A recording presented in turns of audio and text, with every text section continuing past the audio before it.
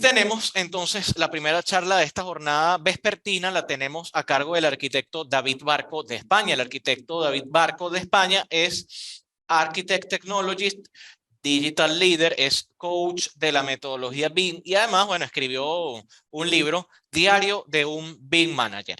La charla del arquitecto David Barco se titula El camino de la digitalización de los proyectos y obras a los ciudadanos. Así que vamos a darle paso a la presentación del arquitecto David. Muy buenas, BIMers. Les saluda David Barco, arquitecto tecnólogo desde una de las capitales del mundo, Bilbao. Ah, no, que no estoy en Bilbao, que me he ido a la otra punta del mundo. Bueno, la verdad es que estoy muchísimo más cerca de Venezuela de lo que os podéis imaginar. Estoy ahora mismo grabando esta presentación desde Sao Paulo, desde Brasil, que estoy a punto de empezar un congreso, que justamente el congreso era BIM, que se solapa con el Congreso de BIM Venezuela y, bueno, más que se solapa, justo me pilla en el vuelo de avión de regreso a España y por eso me es imposible atender en directo, así que, bueno, espero que les guste la presentación que voy a realizar. Como siempre, darle muchísimas gracias a Leonardo por haberme invitado a poder participar un año más, ya son varios seguidos, y yo estoy encantadísimo de atender su solicitud y estar aquí para aportar mi granito de arena en este congreso. Y bueno, vamos a empezar, ¿no? He decidido que esta charla va a tratar sobre el camino de la digitalización de los proyectos, obras y activos a los ciudadanos pasando por las empresas. ¿Qué significa esto? Bueno, vamos a verlo en las próximas presentaciones, ¿no? Lo primero de todo es que nos encontramos en un contexto en el que en la actualidad tenemos una serie de problemas que todos conocemos. No vamos a repasarlo muy brevemente. Digamos que trabajamos en un contexto de proyectos para construir, para gestionar, que luego todo esto lo van a realizar una serie de entidades públicas y o privadas, pero al final todos los activos que estamos generando están dentro de un contexto urbano que se implementa dentro de las ciudades y en las regiones, ¿no? Todo esto, digamos, tocando las diferentes escalas que podemos tratar, de tal manera que al final, dentro de un proyecto podemos hacer unas mediciones, hacemos unas coordinaciones, generalmente todo en 2D, y eso ya sabemos que genera una serie de problemas, ¿no? Si tenemos que hacer un cálculo, perfecto, se realiza por el ingeniero, por el arquitecto, y ese cálculo está muy bien hecho, pero es el problema, que si en una siguiente fase se tiene que volver a realizar un cálculo, se repite, no se reutiliza información, ¿no? Esto es lo que comúnmente los hilos de información, pero que también forma parte de la falta de comunicación o esa comunicación ágil que nosotros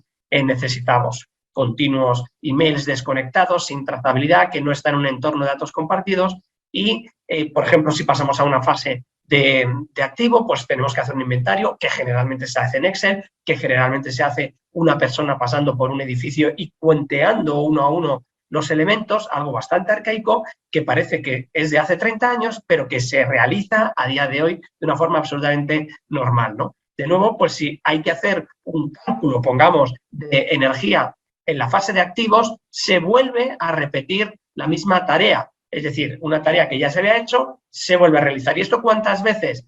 Tantas veces como se requiere este cálculo, no se fían de los cálculos previos y se vuelve a rehacer. Otra vez, tiempo y dinero en tareas que se podrían haber reutilizado la información. Desconexiones constantes, siempre mirando intereses individuales frente a intereses comunes, igual que si, por ejemplo, en una actuación urbana se decidiera hacer un cálculo de energía sobre cada uno de los edificios que componen ese barrio, no se buscaría los cálculos que se hayan hecho en el proyecto, sino que, de nuevo, se vuelve a rehacer todos los cálculos, independientemente que haya unos cálculos muy bien hechos por ingenierías, ¿no? Entonces, ahí de nuevo tenemos otro problema de desgaste de dinero, ¿no? Todo esto pues le podemos llamar que hay una desconexión en toda la escala urbana y que, como bien sabemos, todo esto nos ha traído aquí, al día de hoy, en el que sabemos que tenemos una oportunidad de, a través de la digitalización, empezar a coser cada una de estas fases, cada uno de estos problemas que existen, ¿no? Y eso, pues, ¿cómo lo vamos a realizar? Pues, evidentemente, primero, buscando la manera de estructurar la información de una manera mucho más ordenada. Esto no es un trabajo lineal, no es un camino para adelante y a la derecha, sino que es mucho más líquido, ¿no? Como dice mi buena amiga Elena Pla de LITEC, es todo algo que se mueve más, pero que sí que vamos a poder buscar maneras de que todo esto haya un hilo conductor que nos vaya conectando. ¿Cuál es ese hilo conductor? Pues ya lo sabemos, la metodología BIM, metodologías de Facility Management. Al final, lo que tenemos que conseguir es que nuestro activo, pongamos que es un edificio, tiene un camino de los datos en el cual los diferentes agentes van realizando diferentes tareas en diferentes momentos de toda esta escala lineal de la vida del activo, ¿no? Y entonces lo que estamos haciendo es integrar disciplinas, fases, agentes, bases de datos, procesos, territorios y, por supuesto, personas, ¿no? Y cuando estamos en esa escala del territorio, pues ya tocamos dos ámbitos muy importantes, como es el GIS y lo que vendrá a ser el gemelo digital, el gemelo de ciudad, que tan ansiado y tanto queremos que se empiece a producir de una manera real, pero que todavía estamos en una fase muy temprana, ¿no? Esta cuestión es la que nos ha traído aquí, ¿no? Bueno, antes de continuar, pues hacer una muy breve presentación de mi persona. Soy David Barco, soy arquitecto tecnólogo, director de desarrollo de negocio de Bergland. Junto con mi socio Iñaki fundamos esta empresa ya hace bastantes años para dar servicios a las diferentes empresas, a las administraciones públicas, a los entes privados, en todo este camino del dato con diferentes tipos de servicio. Para ello, hemos diseñado, hemos desplegado un concepto nuevo que se llama BIMO, Business Intelligence Management Office, y que para nosotros es todas las posibilidades que pueden existir alrededor de ese camino del dato, tanto en la realización de proyectos, en la continuación con la obra, el desarrollo estratégico de diferentes tipos de iniciativas, integración BIM-GIS, desarrollo de objetos BIM, formación especializada, procesos de automatización o programación, ¿no? Y todo eso también con un componente importante de desarrollador digital y con un componente de educación estratégica, que aquí lo desplegamos con uno de nuestros partners estratégicos, que es Boutique School, una academia que seguramente conocéis ya muchos, porque a pesar de que solo lleva 3 años en el mercado, se ha convertido en un gran referente a nivel mundial, ¿no? Todo esto también lo hacemos, pues, con un equipo muy importante de casi 20 personas que estamos ubicados en diferentes partes del mundo, con digamos, las sedes centrales en el País Vasco, en Donosti, pero también en España tenemos unos equipos muy potentes en Madrid, en Valencia y especialmente en Tenerife, donde tenemos un porcentaje elevado de personas, ¿no? Tenerife, por si no lo conocéis, es las Islas Canarias, y durante casi todo el año hace 21 grados, casi es una primavera constante y eterna, donde hay mucha gente que se va casi a trabajar allí por un tema de calidad de vida, ¿no? Entonces, bueno, no es casual que tengamos ahí a varias personas, ¿no? Bueno, y mediante otros partners que tenemos también desplegamos a nivel mundial diferentes tipos de iniciativas o solicitudes, ¿no? Siempre tengo que recordar que, bueno, somos autores del libro Diario BIM Manager, que es el libro en español más vendido del mundo, y que dentro de muy poquito va a tener a su hermanito pequeño, que va a salir la guía para desarrollar proyectos de instalaciones basados en RevitMap, libro que está totalmente terminado y que estamos en la fase final. Así que, bueno, quería comentároslo como pequeño spoiler de lo que vendrá próximamente, ¿no? Todo esto lo desarrollamos trabajando con clientes, ¿no? Y con ellos también trabajamos la importancia que supone trabajar con el camino del dato, y donde todos y cada uno de ellos tienen su posición, su forma de entrar al dato, su forma de colaborar con el resto de agentes, y que es importante que todos salgamos de nuestro silo, salgamos de nuestro nido para interactuar con el resto de agentes, para facilitar todo ese entendimiento, esa colaboración y mejorar todo ese desarrollo de la información que tenemos que producir en este ciclo de vida de los proyectos, ¿no? Entonces, avanzando con el concepto que tenemos hoy de la digitalización, podríamos resumirlo en una fase, ¿no? Es una oportunidad para la sociedad, una oportunidad para mejorar la vida de los ciudadanos, ¿no? Normalmente nos hemos centrado, seguimos centrados en general en la fase de diseño y construcción. Tiene lógica, porque al final el inicio de un proyecto, que pongamos de un edificio de viviendas, de un hotel, de un edificio de oficinas, nace de un análisis previo o de un estudio de mercado de un cliente, y lo primero que hay es un proyecto, ¿no? Ese proyecto pues luego dará la fase de construcción, y nosotros los técnicos estamos bastante enfocados o bastante empecinados en enfocarnos ahí. Pero todos sabemos también, recordemos que esta presentación que estoy poniendo ahora, estas infografías, convergen diferentes puntos de vista, desde la gráfica de Patrick McLenny, otra gráfica que realizó Fernando Morales de Win6D, y otra gráfica de Martin Richard. Pues bueno, todo esto está concentrado de esta manera para que veamos que en la fase, este volumen que está creciendo, es porque el impacto de la digitalización que estemos realizando va multiplicando las posibilidades de generar ahorro, de generar productividad para los clientes, ¿no? Para los que están promoviendo todas estas actividades, ¿no? Y es cuando el dato del ciclo de vida de los edificios, es decir, cuando empezamos a analizar los procesos que tenemos en cuenta, tanto en los proyectos, en las obras, como en el mantenimiento, lo empezamos a cruzar con los procesos empresariales y cosemos de nuevo, mejoramos la interoperabilidad de la información en todos y cada una de estas partes, estamos empezando a multiplicar el valor, esa cadena de valor de la que hablamos siempre, de las empresas, ¿no? Ahí estamos hablando de que tenemos que tener claro todos y cada uno de los procesos que desarrollamos dentro de la empresa, cómo inciden con los proyectos, las obras o los activos, y a partir de eso empezamos a realizar una digitalización empresarial para automatizar procesos. A eso le llamamos la integración empresarial. Pero esto no es nada si al final todo este ecosistema acumulado de digitalización lo unimos a los datos que van a venir desde la sociedad, lo sumamos a la gobernanza, a la capacidad de crear políticas basadas en información, no solo en decisiones personales de líderes, sino también en datos concretos que nos está aportando el territorio, la forma de vivirlo, la forma de circular, la forma de consumir energía, etcétera. En ese momento en que coexisten todas estas bases de datos, nos hemos acercado ya a la integración social, a esa tecnología social, y en muchos casos le llamamos el BIM social. Lo que pasa es que al final está el BIM social, el GIS social, bueno, le llamémoslo la digitalización social, ¿no? Ahí es donde tenemos que centrarnos y sobre todo especialmente los que tienen más capacidad de liderar todo este proceso, que son las administraciones públicas o las grandes corporaciones sistémicas que tienen gran cantidad de activos o generan una gran cantidad de proyectos, son los que realmente pueden crear más impacto o generar más ahorro, generar más valor para todo este contexto en el que estamos hablando.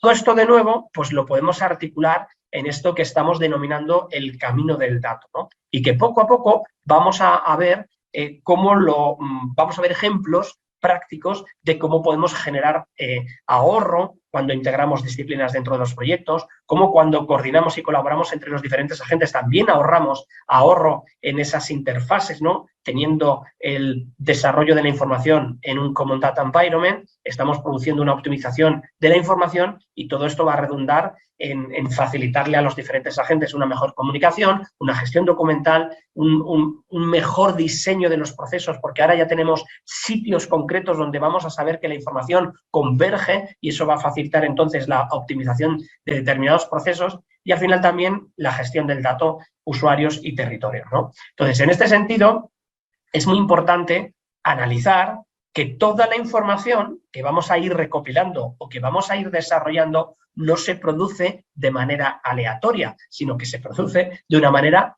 ordenada por los agentes, por un diseñador, por un constructor, en una fecha concreta, con un hito concreto, con un interrogante concreto, ¿vale? Y de forma paralela, esa información, ese modelo de información que estamos generando, a su vez, tendrá una jerarquía, una taxonomía, una serie de datos que ayuden a organizarlo, ¿no? Todos, evidentemente, con esta imagen que estamos viendo en pantalla, con esa jerarquía desde el mundo desde la escala mayor, el mundo, hasta que llegamos al territorio, ¿vale?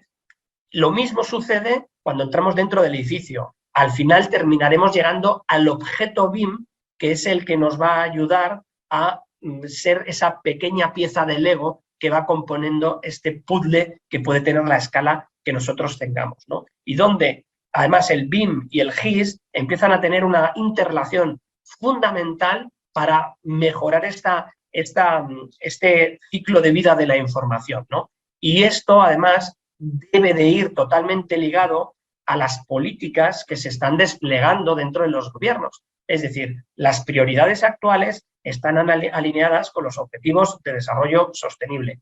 Por tanto, el sector debemos de aprovechar toda esta transformación digital que estamos haciendo para ayudar a cumplir esos objetivos de desarrollo sostenible que son los críticos. Estamos hablando de tener mejores herramientas para poder analizar la economía circular, la reutilización de los materiales, del reciclado, ¿no? De esa optimización de la distribución de materiales, ¿no? Y, por supuesto, todo lo que tenga que ver en minimizar los residuos y tener controlado toda la base de consumo energético, ¿no? La huella de carbono que estamos dejando con toda la construcción. Por lo tanto, qué mejor que un modelo de información del que podemos tener diferentes usos para empezarle a meter también este tipo de datos en relación, ¿no? Al final, cuando vemos estos gráficos siempre pensamos de manera abstracta, ¿no? Pues yo esto lo que hemos traído ahora mismo es un pequeñito ejemplo de cómo todo esto se puede analizar desde un proyecto real, ¿no? Aquí estamos viendo un proyecto de minería en el que estamos trabajando con el territorio, obviamente, ¿no? Aquí nos metemos dentro de la tierra de forma directa y la geotecnia, ¿no? Las capas, los estratos geotécnicos son críticos en este caso, en estos niveles de información. Los niveles freáticos de agua, la propia topografía, para poder empezar a diseñar las diferentes infraestructuras que vamos a disponer dentro del territorio, ¿no? Los diferentes viales de acceso, la forma en la que la energía va a circular o va a llegar para tener las líneas de alta tensión, los centros de transformación, etcétera, los pasos de peatones, si es que los hubiera, pasarelas, etcétera, ¿vale? Pues todas esas infraestructuras de diferentes naturalezas son críticas en este aspecto, ¿no? Dependiendo del tipo de proyecto que tengamos, podremos cruzar esta información con mapas esquemáticos que ayudarán a ver si la eficiencia de energía en ese proyecto es la óptima o no. Si bajamos la escala, pues ya estaríamos a un nivel de urbanización donde ya nos acercamos a los edificios, tenemos esas facilities, estos diferentes tipos de instalaciones y ya vamos haciendo este zoom concreto en el que no podemos obviar que dentro de estos edificios hay procesos. Se producen diferentes tipos de transformaciones de elementos o, por ejemplo, si fuera un edificio de viviendas, también se produce el proceso de entrada, salida, evacuaciones, caminos críticos, caminos accesibles, no accesibles, etcétera, ¿no? Por tanto, hay también otros procesos no tan complejos como el de una industria, pero sí que son otro tipo de procesos que es importante tenerlos en cuenta, ¿no? Imaginaros la circulación dentro de un hospital, lo crítica que puede llegar a ser el hecho de que un médico tarde 1 minuto o 5 minutos más en llegar desde una punta del edificio a una sala de un quirófano donde una persona está teniendo un problema crítico, puede ser la diferencia entre la vida o la muerte. Con lo cual, estamos hablando de que, aunque sean procesos banales, aparentemente en un tipo de edificios, en otro tipo de edificios, esos procesos van a ser críticos porque van a ayudar a optimizar la vida de los ciudadanos, ¿no? Evidentemente, si seguimos bajando la escala, llegaremos a la escala del espacio y, por supuesto, al objeto BIM, que forma parte, que es la esencia de todo lo que estamos hablando. Para poder digitalizar los proyectos y obras, lo que tenemos que tener en cuenta es que dentro de esta primera escala, ¿no? Tenemos que tener en cuenta que somos diferentes tipos de disciplinas las que estamos interactuando y diferentes tipos de agentes y se producen varias fases de diseño básico, diseño de ejecución, licitación, preconstrucción, construcción, entrega, y en esas fases pues también es bastante importante tener en cuenta cómo la información se va a llevar, ¿no? Lo primero que tenemos que recordar, ¿no? Como un valor añadido que a veces se nos olvida porque esto va tan rápido, ¿no? Aparecen cada día cosas nuevas, ¿no? Decimos que hemos pasado de un proceso 2D a un proceso 3D en el que estamos optimizando los espacios, las instalaciones, ¿no? E inmediatamente hablamos de 20.000 usos más, ¿no? Pero si nos paramos a pensar en un segundo la calidad de diseño que se está produciendo cuando estamos pasando de ese simple 2D a un 3D cualificado, ¿no? a un 3D en el que ya estamos, por ejemplo, con el proceso de extracción de aire, de ventilación de un edificio, ¿no?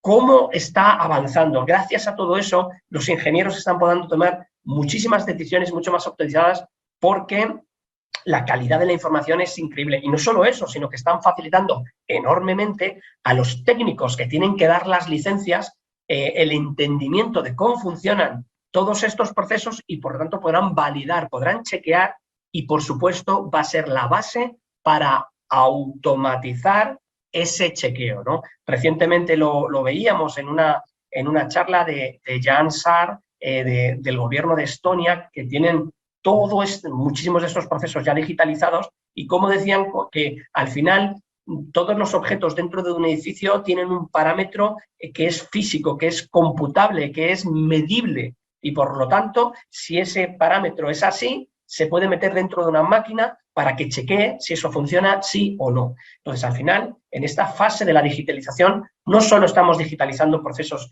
la parte de proyectos y obras, sino que ya estamos facilitando la automatización del cumplimiento de normativa, ¿vale? Evidentemente, la calidad de los proyectos aumenta de una forma significativa y facilita enormemente todos estos análisis que estamos hablando, ¿no? Pero podemos irnos a otra fase de digitalización, ¿no? Todos conocemos el estándar Passive House y cómo nació, o como la mayoría de los modelos de cálculo que se crean, pues tienen su base en una hoja Excel, ¿no? Pero ¿qué pasa cuando eres capaz de cruzar información entre una hoja Excel y un modelo de información, en este caso, pues Autodesk Revit, un programa modelador, uno de tantos, en el que mucha de la información que necesita el Excel ya la tenemos en el modelo.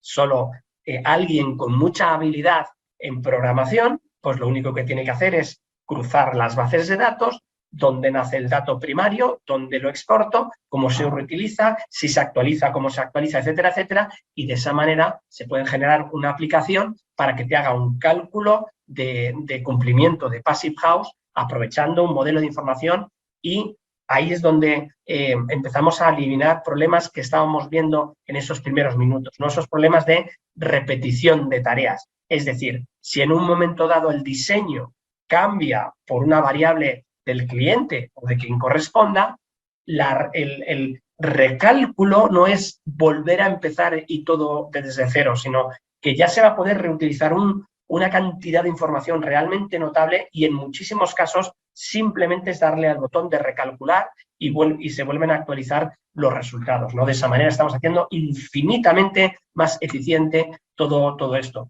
Y además ligado a ello, el hecho de estar trabajando con el modelo de información en 3 dimensiones nos obliga a diseñar mejor los detalles constructivos.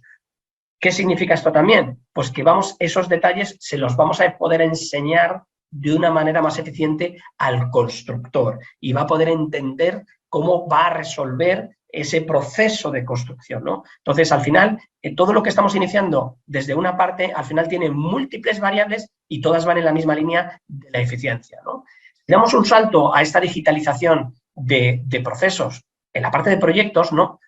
Aquí tenemos un ejemplo muy sencillito, pero muy potente, ¿no?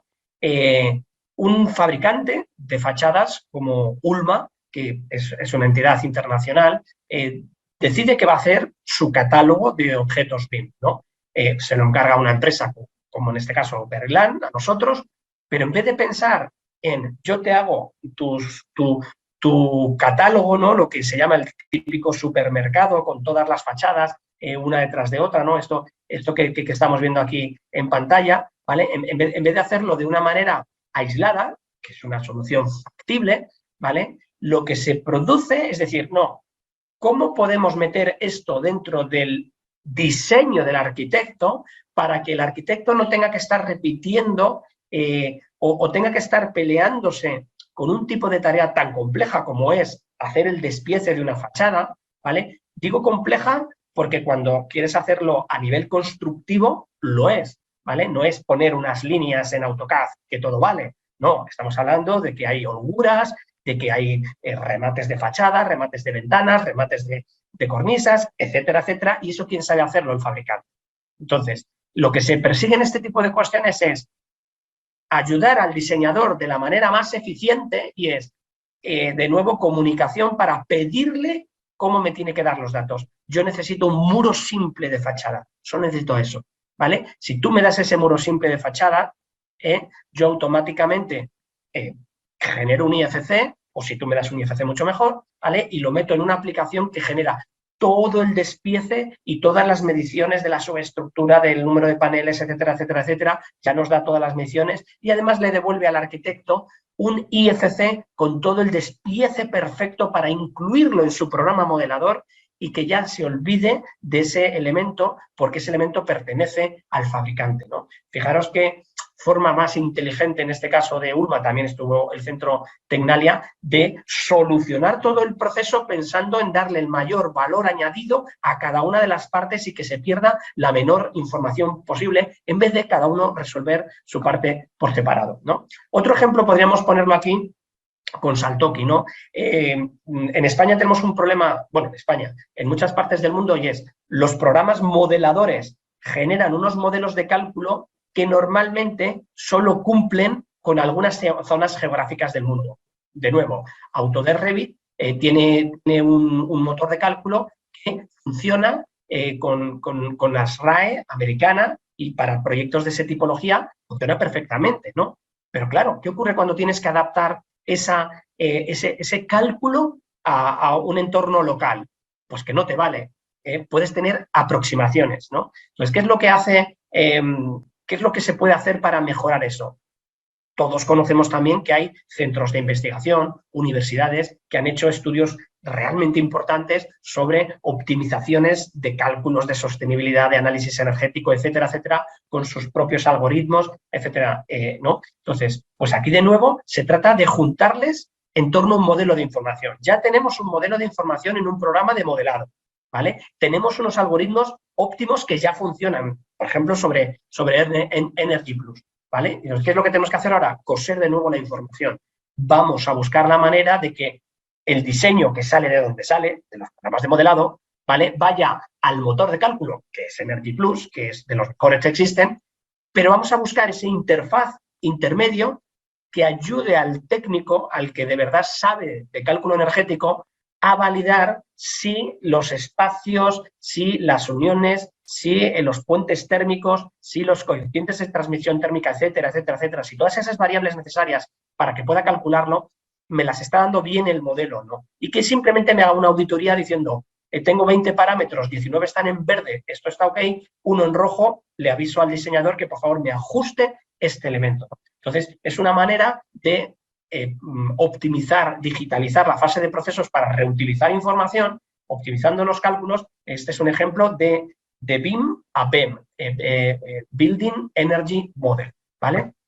Bien, otra forma de reutilizar la información en estos procesos es el ciclo de vida el análisis del ciclo de vida. Este es un ejemplo de una empresa que se llama Ingreen, que es una consultora especializada en civil en España, muy reconocida, tremendamente reconocida, que además está presente dentro del Plan BIM España, etcétera, y que generó este diseño, ¿no?, de cómo integrar la información de un modelo de información con el análisis del ciclo de vida, ¿vale? Con unas fichas tremendamente tasadas, con unos protocolos muy claros, además ya hay un marco normativo tremendamente desarrollado, pero totalmente desconectado, ¿no? Son muchas tablas magníficas, con un nivel de estructuración muy bien pensado, pero ¿de dónde consiguen la información? Pues de una persona que mete los datos a mano.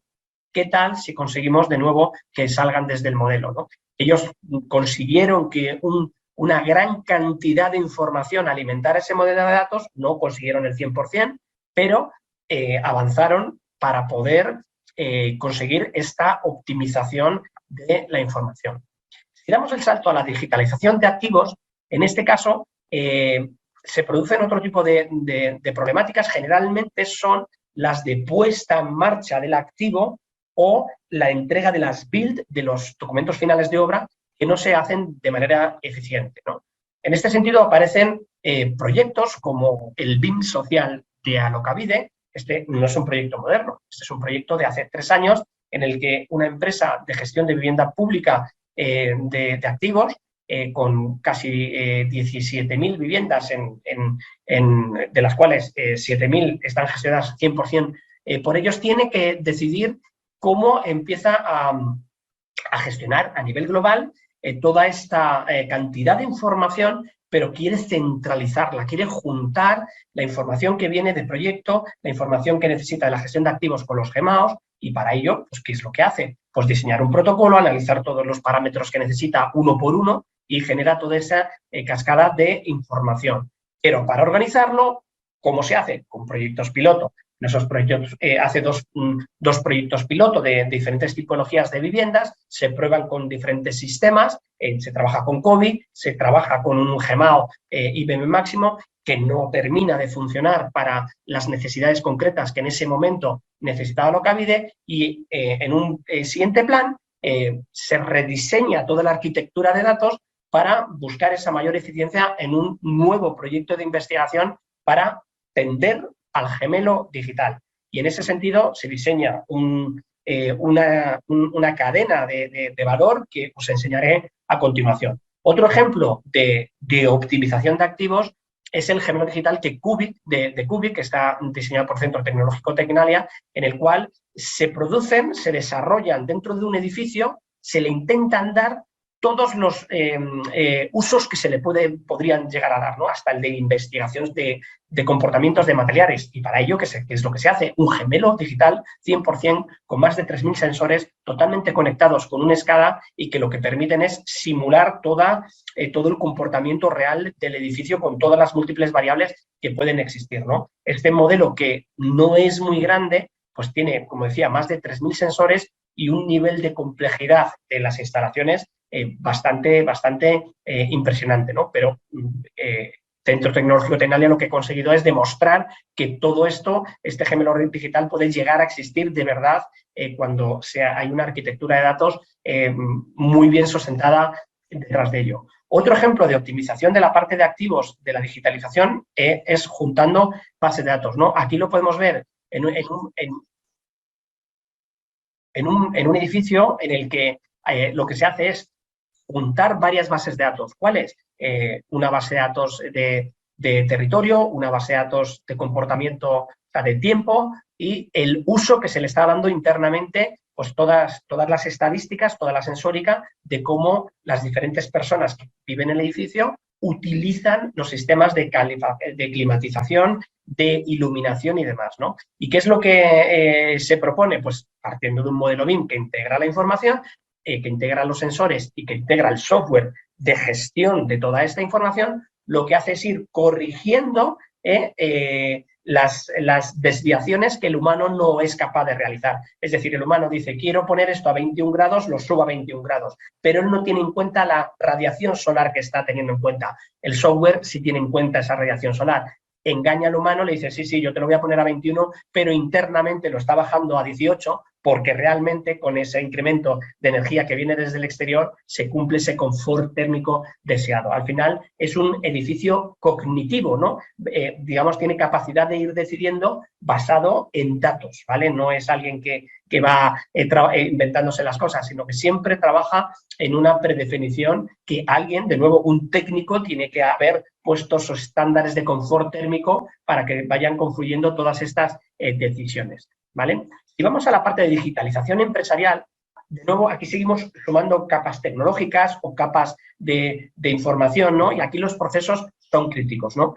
En pantalla os estoy mostrando un trabajo que nos llevó bastante tiempo de síntesis de una empresa que decidió digitalizar los 21 procesos empresariales que tenían diseñados. Claro, cuando dices 21 procesos, dices, bueno, solo no, son una barbaridad, ¿no? Aquí estamos hablando de tener todas las fases del ciclo de vida, tener todos los procesos estratégicos, productivos, de compras, ventas, recursos, de control de calidad y de control de normativa y de soporte de la organización, y además a eso con diferentes tipos de sistemas. BIM es una metodología, es un sistema que está embebido ahí, pero también está la parte de diseño para fabricación, Design for Manufacturing, control de producto, PLMs, control de clientes, CRMs, control de gestión empresarial, ERPs, contratos colaborativos, IPD, control de recursos humanos, gestión de recursos humanos a través del Lean, control de tareas de organización, etcétera, etcétera, y podríamos seguir de una forma muy desglosada, ¿no?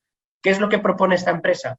Pues, ¿dónde se produce la mayor cantidad de información? ¿Cuál es el núcleo de la información? Pues todo nace de un producto. Al final, esta empresa es un diseño de laboratorios, todo se produce en el diseño del laboratorio. El diseño del laboratorio lleva asociado modelos BIM y esos modelos BIM se arrastran, ¿vale?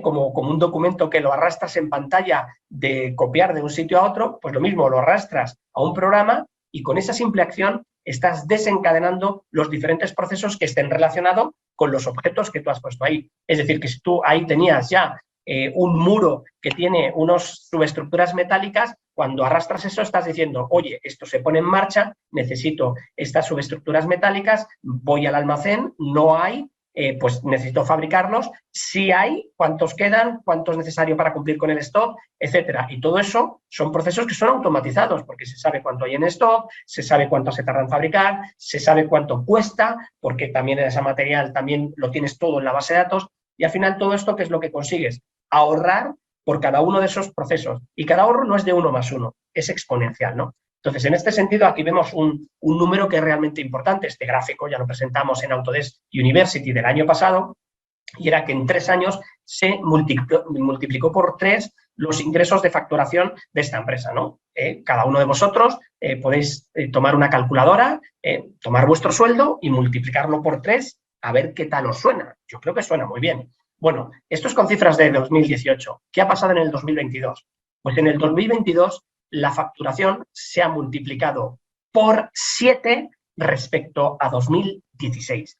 El retorno de inversión se produjo hace ya 4 años. Ahora cada año son grandes cantidades de optimización y recursos que se dan a la empresa. ¿Para qué? Para seguir innovando, para seguir mejorando y para seguir automatizando procesos que no han sido automatizados, como por ejemplo el diseño generativo. Esa parte todavía no se ha diseñado, pero evidentemente esto es una gran cantidad de inyección de recursos y no solo eso, tenemos un verdadero problema que es el talento que se puede ir de las empresas. Cuando tú ganas más dinero con los mismos recursos, puedes mejorar con parte de esas ganancias la mejora de las condiciones de todo el mundo, ¿vale? De tal manera que, bueno, pues esto al final, como siempre, es una forma de ganar.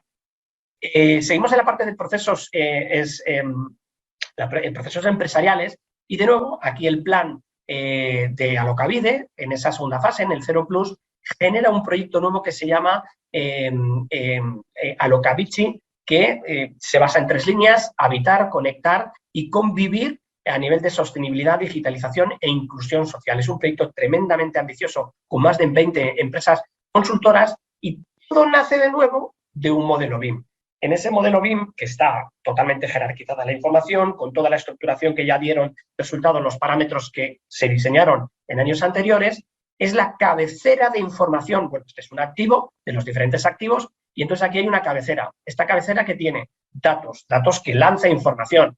Tengo un motor visual, obviamente el modelo BIM, pero a su vez tengo diferentes elementos, sensores que están en ese modelo BIM y que los puedo ver en el modelo BIM o en el modelo de instalaciones. Al final lo que estoy es lanzando datos o alarmas, en el caso de que haya algún tipo de problemas. ¿Para qué? Para que un mantenedor pueda tomar decisiones de, tengo una válvula que me da un problema, lo puedo ver en el modelo BIM, sé que es la válvula de la sala de calderas del edificio de Iturricho y puedo actuar rápidamente. Además, como sé el modelo de la válvula, podría pedir una reposición mientras estoy yendo allí a cerrarla y no perder el tiempo.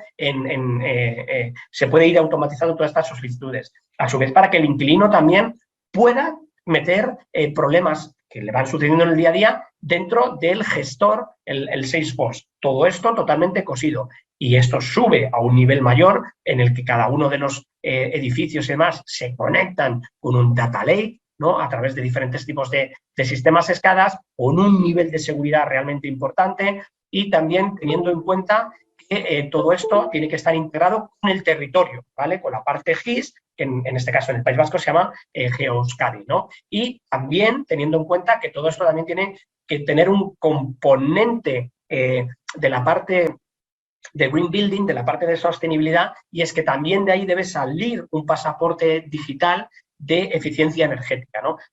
Como veis, es un proyecto realmente complejo, yo es de los más innovadores que he visto en este ámbito a nivel mundial, y la verdad es que, bueno, el próximo año será un año muy interesante porque se empezarán a presentar muchísimos resultados. Bueno, aquí tenéis algún ejemplo de lo que se está moviendo a nivel de visualización, a nivel de los diferentes tipos de planos que se están dando. A ver, son edificios muy sencillos, que no son hospitales, no son rascacielos, pero bueno, también necesitan de ese nivel de información y sobre todo buscar ese BIM social, que sea para alguien que no está acostumbrado a estas tecnologías, sea fácil y sencillo de poder utilizar, de ver.